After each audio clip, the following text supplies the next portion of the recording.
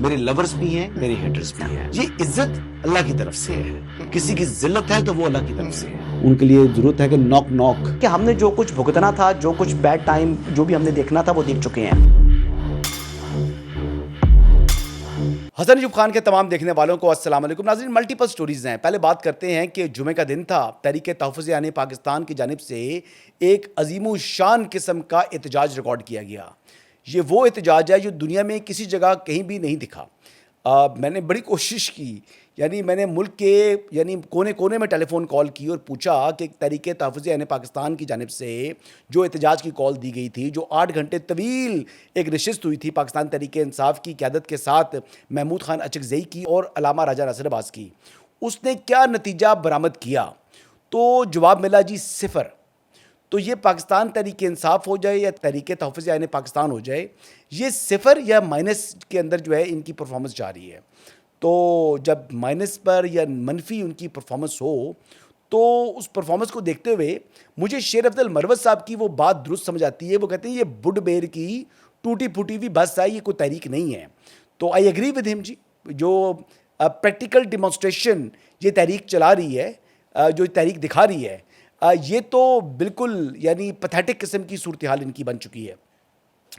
اگلی بات اگر ہم کریں تو شیر افضل مروت صاحب کی بات کریں تو انہوں نے جو چیلنج کیا ہے سہیل آفریدی صاحب کی وزارت اعلیٰ کے جو منصب ہے اس حوالے سے، تو اب سوال یہ ہے کہ جو سہیل آفریدی صاحب ہیں وہ نامنیٹڈ ہیں جی عمران احمد نیازی کے. اور اس سے پہلے اگر بات کی جائے تو جو علی مین گنڈا پور صاحب تھے ان کو بھی نامنیٹ کیا تھا جی بانی چیئرمین تحریک انصاف عمران احمد نیازی صاحب نے. ویسے میں ان کو اڈیالہ کا چانسلر کہتا ہوں.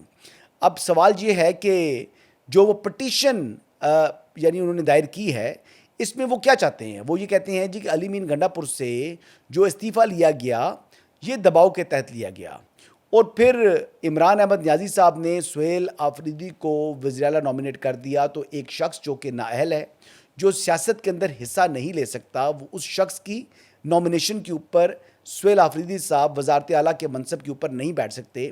اور علی امین گنڈا پور نے اپنی آزاد منشا کے ساتھ استعفیٰ نہیں دیا.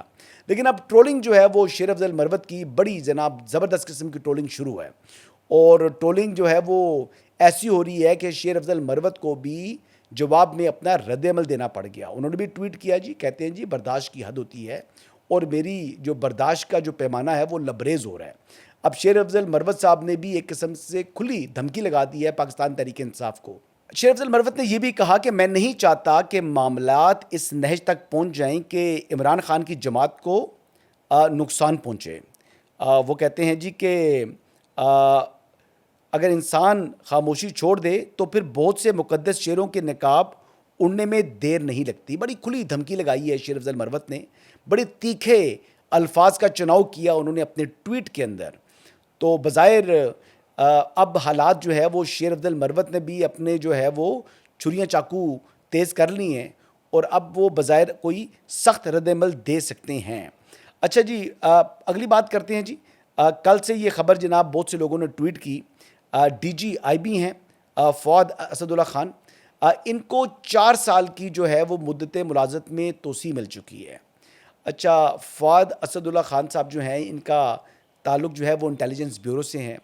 آئی بلیو کہ یہ پہلے آئی بی کے ڈائریکٹر جنرل بنے ہیں جن کا تعلق آئی بی سے ہو. Otherwise D M G group سے، جس کو کہتے ہیں پاس کہتے ہیں، وہاں سے لوگ بڑے جناب آتے رہے اس کے اندر کیا اسے کہتے ہیں آئی بی کے اندر، اور وہی ڈائریکٹر جنرل کے عہدے کے اوپر فائز رہے. لیکن ایک تو یہ بڑے قریبی تصور ہوتے ہیں اسٹیبلشمنٹ کے، اور دوسرا پرائم منسٹر آف پاکستان بھی ان کو بڑی قدر کی نگاہ سے دیکھتے ہیں. تو ان کی مدت ملازمت کے اندر جو توسیع ہوئی ہے اگر بات کی جائے تو ہی از اے ویری کمپیٹنٹ جو ہے وہ ڈائریکٹر جنرل انٹیلیجنس بیورو.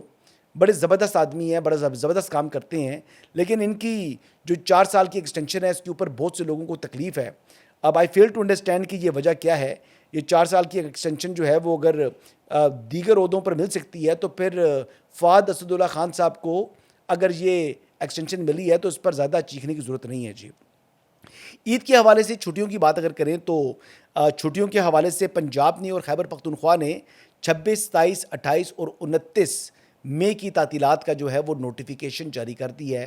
وفاق کے اندر 3 دن چھٹی ہے، لیکن خیبر پختونخوا کے اندر اور KPK کے اندر 4 دن کی 4 چھٹیاں جناب انہوں نے دے دی ہیں.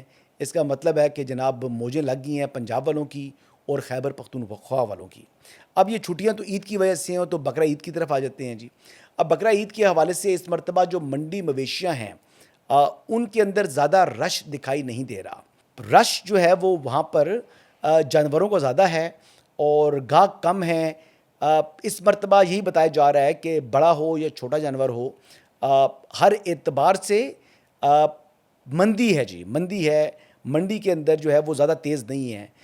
پچھلی مرتبہ منڈی شروع میں تیز تھی، بیچ میں پھر وہ ڈراپ ہوئی اور اینڈ میں آ کر اتنی ڈراپ ہوگی کہ اونے پونے داموں کے اندر بیوپاری اپنا جو ہے وہ جانور بیچ کر واپس گئے. تو اس مرتبہ اب بھی ویسے ہی امکانات بتائی جا رہے ہیں، بلکہ پہلے کے مقابلے میں، پچھلے سال کے مقابلے میں جانور آپ کو، اگر آپ نے سپوزٹلی 3 لاکھ روپے کا جانور لیا تھا تو اس مرتبہ آپ کو 2.25 لاکھ کا شاید جانور ملے گا. اس کی وجہ یہ ہے کہ ایک تو ایران بھی بند تھا، ایک اور دوسرا جو ہے وہ افغانستان کی سائڈ بھی بند ہوئی ہے. تو لائف سٹاک زیادہ ہے جی اور بائر کم ہے، اور بائر کی بھی جو پرچیزنگ پاور ہے وہ پچھلے سال کے مقابلے میں، کیونکہ مہنگائی میں اضافہ ہو چکا ہے، تو ان کی پرچیزنگ پاور بھی کم ہو چکی ہے. تو یہ سچویشن جناب اس طریقے سے جو ہے وہ بن رہی ہے. تو میں نے بھی ابھی تک اپنا جانور خریدا نہیں ہے. ویسے میں جس جگہ رہتا ہوں بالکل گھر کے سامنے جو ہے وہ بہت سے جو ہے وہ بڑے جانور کھڑے ہوئے ہیں. اور پھر تھوڑا سا آگے جاؤں تو میری اپنی مارکیٹ ہے، مارکیٹ کے ساتھ ایک میرا کھلا پلاٹ ہے. اس پلاٹ کے اوپر بھی لوگ آ کر اپنے مویشی جو ہے وہ بیچ رہے ہوتے ہیں، لیکن میں نے آج تک کبھی وہاں سے کبھی کوئی جانور پرچیز نہیں کیا. یہ پچھلے کوئی 10 سال سے یہی یوں ہی چل رہا ہے، اور وہ میں فری آف کاسٹ دیتا ہوں جی. وہ کو 8-10 کنال جگہ ہے، وہاں پر لوگ آتے ہیں، اپنا مویشی جو ہے وہ لے آتے ہیں، مال لے آتے ہیں، بکرے لے آتے ہیں، دمبے لے آتے ہیں. مسجد ایوب کے ساتھ ہی یہ پلاٹ ہے، اور وہاں پر لوگ پھر اپنی چیزیں جو ہیں وہ سیل پرچیزنگ چل رہی ہوتی ہے. لیکن یہ اللہ تعالیٰ ان کے کاروبار میں برکت ڈالے، ان کے رزق میں برکت ڈالے. لیکن میں نے کبھی وہاں سے کوئی چیز پرچیز نہیں کی. آگے بڑھتے ہیں جی. ابھی پہلے بات کرتے ہیں جی کہ مارکو روبیو کا جو ہے وہ دورہ انڈیا، جب وہ وہاں پر انہوں نے لینڈ کیا تو ایڈیشنل سیکٹری ہیں جی امریکاز، انہوں نے جناب ان کو ریسیو کیا. کوئی خاطر خواہ طریقے سے جناب ان کو ویلکم نہیں کیا گیا. یہ وشوا گرو مائنڈ سیٹ ہے، یہ پوسٹرنگ جسٹرنگ کرتا ہے انڈیا. انڈیا خود کو بڑا یعنی ایک مائٹ کے طور کے اوپر ظاہر کرنے کی کوشش کرتا ہے، لیکن حقیقت میں پھر یہ دنیا میں جب آئسولیٹ ہوتے ہیں تو پھر اسی طرح ان کی چیخیں نکلتی ہیں کہ جب آپ کسی کو عزت نہیں دو گے تو پھر آپ کو اگلا خاک عزت دے گا.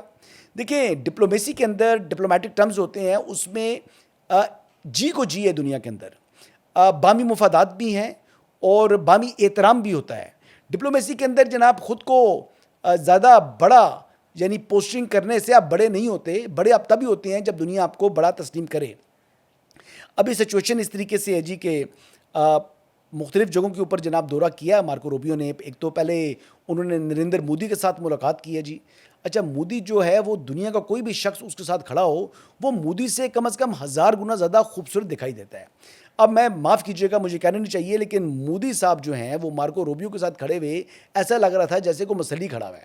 میں ایسی بات نہیں کرنی چاہیے مجھے، لیکن یقین کریں. اور یہ اپنے آپ کو جناب اتنا مائٹ ظاہر کرتے ہیں.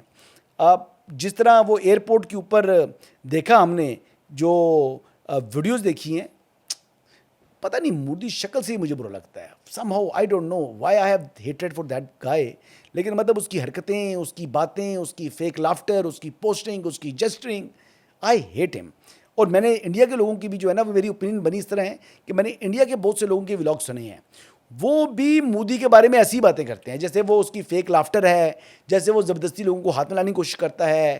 اسی طرح سے وہ ذلیل و رسوا ہو رہا ہے اپنے ملک کے اندر بھی اور انٹرنیشنلی بھی. آگے بڑھتے ہیں جی. فیلڈ مارشل سید عاصم منیر کا جو دورہ ہے اس وقت ایران کا، وہ تہران کے اندر موجود ہیں. مختلف ملاقاتیں ہو رہی ہیں. ان کی عباس عراقچی صاحب سے ملاقات ہوئی ہے. انہوں نے ان کی جو ہے وہ جو اسپیکر صاحب ہیں باقر کالیباف، ان کے ساتھ ملاقات ہوئی ہے. پھر ان کی ملاقات جو ہے وہ پریزیڈنٹ مسعود کے ساتھ ہوئی ہے. یہ 3 ملاقاتیں ہو چکی ہیں. اب یہ بتایا جا رہا ہے کہ ایک ٹیکنیکل ٹیم روانہ ہو چکی ہے جی اسلام آباد سے تہران کے لیے، جو کہ نیگوسیشن کے اندر جو ہے وہ حصہ لے گی.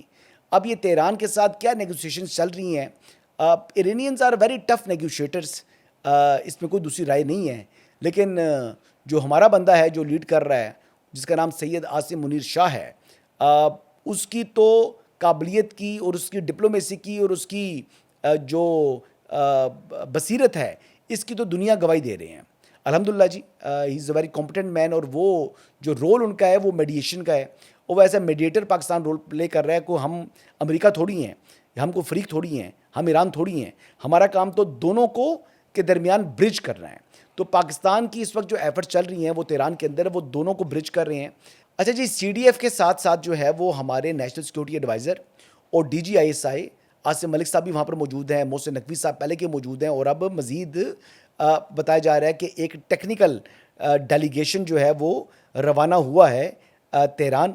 اگر دوسری سائڈ پر ہم بات کریں تو جو اقوام متحدہ کے سیکرٹری جنرل ہیں ان سے بھی عباس اراغچی صاحب کی بات ہوئی ہے، اور دیگر بھی وہ انٹرنیشنل جو ہے وہ کالز اپنی کر رہے ہیں، دنیا کو انگیج کر رہے ہیں، اپنا موقف ایران کا جو ہے ان کے سامنے واضح کر رہے ہیں.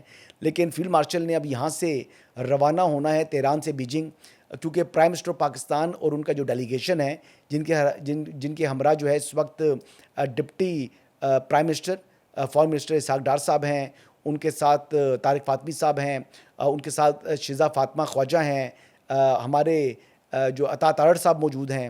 تو یہ ایک ہائی پاور ڈیلیگیشن بھی شہباز شریف صاحب کی سربراہی کے اندر بیجنگ لینڈ کر چکا ہے. یہ 75ویں سالگرہ ہے پاکستان کی اور چائنا کے جو تعلقات ہیں اس حوالے سے، اور ایک بزنس بی ٹو بی جو ہے وہ ملاقاتیں بھی ہونی ہیں، اور یہ بتایا جا رہا ہے کہ $1 ارب سے زائد کے ایم او یو سائن ہونے ہیں.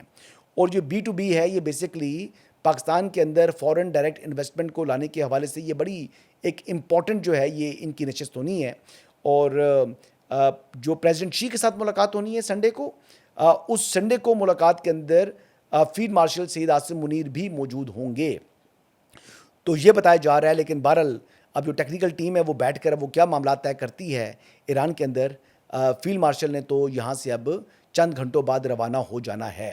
تو اللہ کرے جی کو اچھے حالات بنے.